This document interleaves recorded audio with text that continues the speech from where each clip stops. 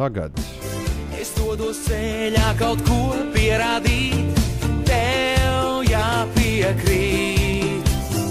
Pēdas paliek pagātnē. Pie mums ir ieskrējis Lauris Reiniks. Esi sveicināts, Lauri! Sveiki! Pēdējā brīdī mēs esam arī pieslēguši ģitāru, arī Laura mikrofons ir pieslēgts. Lauri, esi sveicināts pie mums šeit Stikla studijā. Paldies, es pilnīgi tādu sajūtu, ka es esmu Stikla studijā. Kā tev šeit patīk, Lauri? Man patīk, es sākumā domāju, ka tā ir Stikla studija, un kas tie iekšā notiks, bet iekšā ļoti silts, un vajag forši. Tādu sajūtu. Siltumā. Jā. Tādā labā notikumā. Tu jau tikko no siltām zemēm arī esi atgriezies, tā ka tev vajadzētu būt, tā kā patikt šim siltumam. Jā, Kas? tas būtu izmeties. Būtu zinājis, cik tas silti būtu izmeties. Tu biji tajā Amerikā. Jā, un es zinu, ka esmu apsprieduši, cik maksāja manas mācības.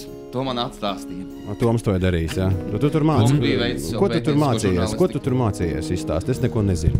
Nu, es tur neko nemācījos nopietni. Bet mācības ir beigušās, un tagad es esmu atbraucis.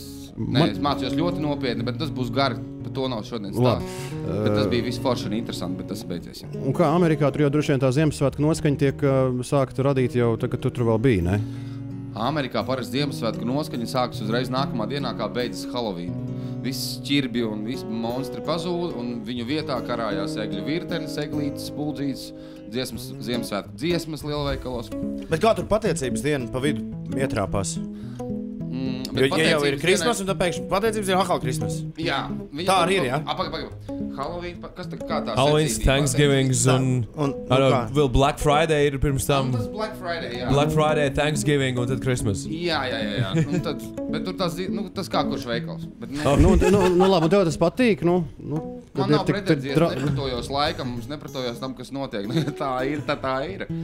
Ko man tas... Tā. Es tīpaši nepratojos tam, kas dabiski tā notiek. Un ir raksturīgs tās valsts kultūra. Mēs vācam ziedojumus vientuļajiem senioriem. Kā ir ar taviem senioriem? Nu, vismaz es zinu, ar saviem sencīšiem jūs tur ļoti draudzīgi dzīvojat. Ir dziesmas, dziedat kopā. Mani vecāki, es viņus nesauktu par senioriem, es viņus sauktu par pieaugušiem jauniešiem. Nē, es jau sāku tā kā vecāki, bet vai tev ir, es nezinu, tālāk jau vecvecāki, un varbūt citi kaut kādi seniori, kurš tu cieni un kur ir tavos radiniekos vai kaut kādi draugi? Man vecātā vairs nav neviena.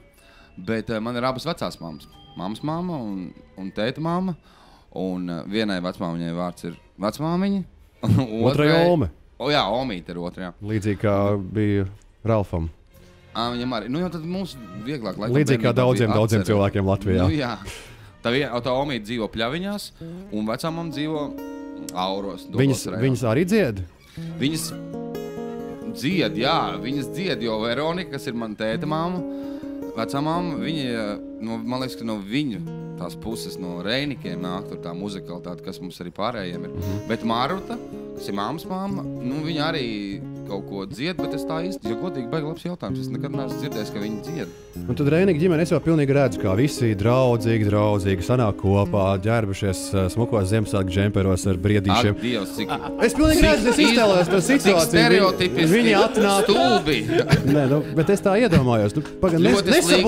Nesabojā man iespēju. Es vienmēr izdevu savos koncertos, teicu, nē, mēs neesam tik saikuši prātā, lai mēs tā darītu. Tā nenotiek. Kā tu tiešām nedziedi tik balti pie eglītes katru gadu? Uzvilcis baltu džemperi. Jā, balto to cepuri. Un tev tad rūķi cepurīti. Jā, un apkārt salicis svecītes.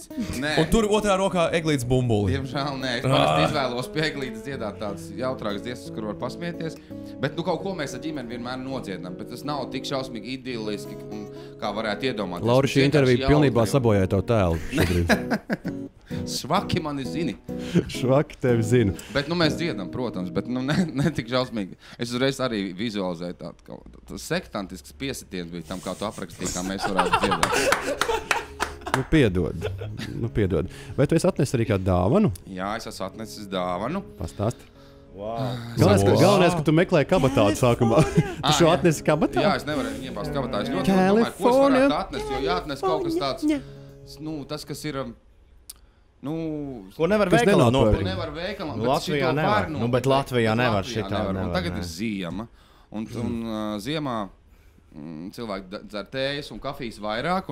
Un tas mūs sasilda. Un tā kā Kalifornija ir tā kā manas otrās mājas, un kas arī vienmēr sasilda, vai uz vietas esot, vai caur kaut kādiem priekšmetiem, tad es savu mīļāko krūzi, no kuras es esmu dzēris vairākus gadus, bet viņai pilnīgi tīra. Izskatās jaunu īstenībā.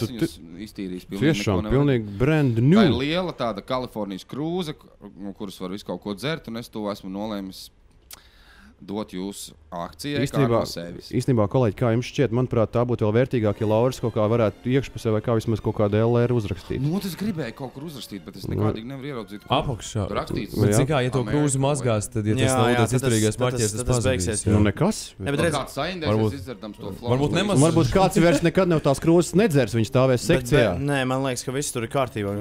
Kāds varēs teikt, pasties, kā man ir liela amerikāņu krūze, jo viņi ir precīzi 2 reizes lielāka nekā mūsu Eiropas krūzes. Nekā pats Reiniks. Noziedojiet jūs, tad jūs varēsiet vinnēt viņu. Un jūs būs lielāka krūze. Toms, starp citu, jau ir izdarījis. Es jau esmu 25 eiro iztērējis. Jā. Par dziesmām. Par dziesmām. Par dziesmām. Lauri. Tad, kad ir Laura pusē. Tev ir visas iespējas to vinnēt šo krūzi. Labi. To arī novēlam. Lauri, tu esi paņēmis līdzi Uldi. Jā. Vispār viņš mani atrada, viņš mani paķēra. Nu, labi, lai būtu pavisam precīzi, Uldis spēlēs ģitāru. Ko mēs dzirdēsim no tevis šodien? Nu, mēs dzirdēsim piesēdi. Mēs dzirdēsim manu dziesmu, kura vispār ir ļoti sezonāla, bet galīgi nav šobrīd aktuāla.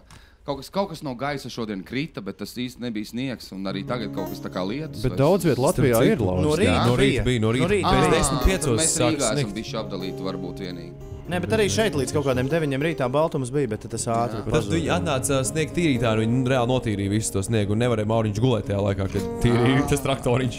Bet, ziniet, labā ziņa ir tāda, ka teica, ka tagad tieši nākamajās 2 dienās tā ziema pa īstam laikam arī sāksies, un tad sniks tiks neprātīgi balti, un es arī tāpēc gribētu nodziedāt savu dziesmu tik balti. Mēs neesam nevienu reizi tādā versijā dziedājuši, kā būs tagad, jo tā ir dziesma ar klavierēm, bet tā kā šajā īpašajā akcijā būs interesanti un forši. Pamēģināt, vai ne? Jā, tā kaut kā. Tā kā tik balti, un lai tas sniegs ātrāk sāk snikt.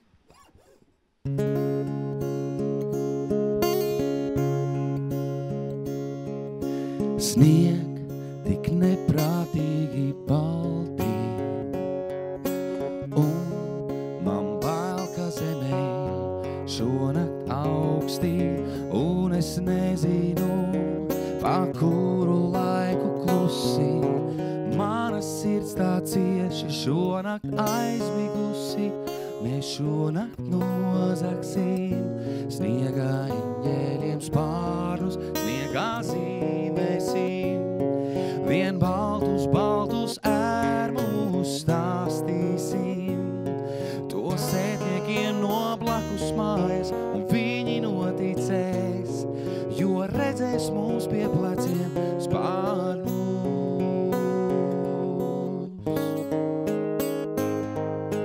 Un es baidos teikt pavisam skaļi, ko man nozīmē tavs paklusēsim abi, un es plūstu cauri tavām rokām klusi, kā piens tuvāk, uz tavas sirds pusi. Mēs šonakt nozagsim, sniegā eņģeļiem spārnus, sniegā zīmēsim, vien baltus ērmus stāstīsim, to sētniekiem no blakus mājas, un viņi noticēs, jo redzēs mūs pie pleciem spārnus.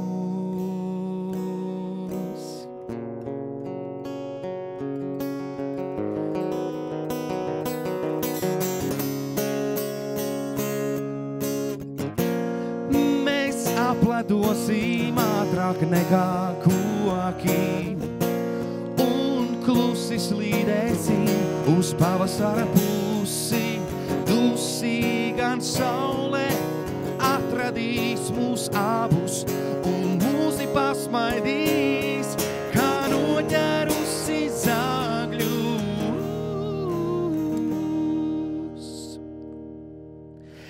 Mēs šonakt nozagsim, sniegā eņģeļiem spārnus, sniegā zīmēsim.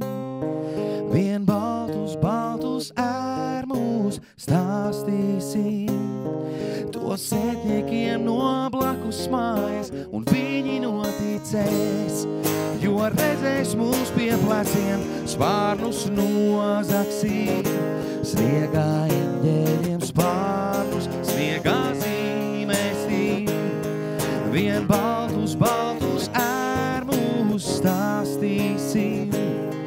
To sētniekiem no blakus mājas, un viņi noticēs, jo redzēs mūs pie pleciem spārnus.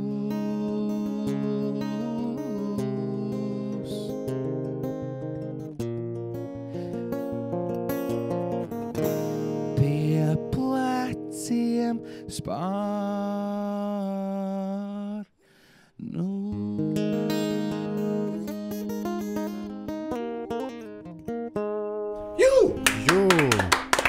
Skaisti. Tik balti Lauris Reiniks, Uldis Beitiņš dzīvajā 5LV stikla studijā. Pasies arī cilvēki uzreiz apstājās, kā jūs sākāt uzticēt. Sveiki! Mēs samājamies. Skaisti, vai ne? Viņi jūs tur ārā dzird. Pilnīgi vēl gribās prasīt vēl kādu dziesmu. Jā, es aizmirsu, kā ārā var dzirdēt. Cerams, ka es neko rupi neesmu pateicis. Nē. Viss kārtībā, Lauri. Paldies, Lauri, ka atnāci. Julija, arī tev paldies. Lai jums priecīgi svētki. Es visiem arī novēlu priecīgus svētkus. Paldies, ka uzaicinājāt. Bija prieks būt par daļu no... Es gandrīz vai netiku, bet man prieks, ka es tiku.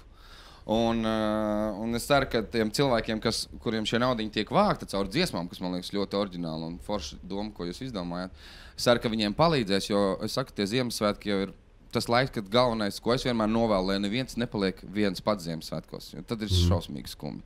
Un Ziemassvētki ir gan priecīgi, gan skumji svētki, bet īpaši tiem cilvēkiem, lai viņiem šogad vismaz pa vienu prieciņu vairāk, un lai kāds viņiem ir līdzās, vai draugs, vai ģimene, vai smuka dziesma. Lai tevis teiktais piepildās.